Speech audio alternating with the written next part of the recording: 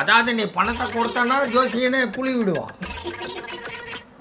ஒரு கல்யாண நோட்டீஸை எடுத்துக்கிட்டு போய் நீ இப்போ ஜோசியக்காரங்கிட்ட கொடுக்கும்போது உன் கூட வர்ற உன் சொந்தக்காரன் என்ன பண்ணுவான்?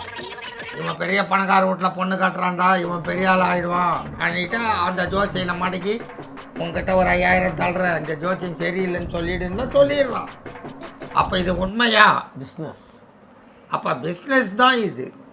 அதனால் நீ எதையும் நம்பாத. காலையில் எழுந்தியா தாய் தகப்பனை நினைச்சியா கிளம்பிக்கினே இரு. ராவுகால யமகண்டம் எதுவுமே பார்க்காத, நடக்கிறது நடக்கும்.